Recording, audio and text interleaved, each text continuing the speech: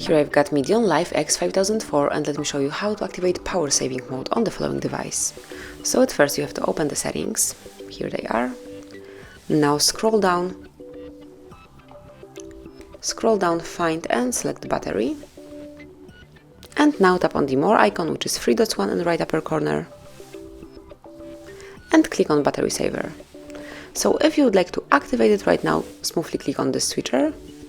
And that's it. As you can see, power saving mode is active, and also you can notice that you've got two red lines, red edges on the screen, which means that you are currently in low power solution. You can also activate some automatic rule. Smoothly click on turn on automatically, and you can pick either 5 or 15% of the battery.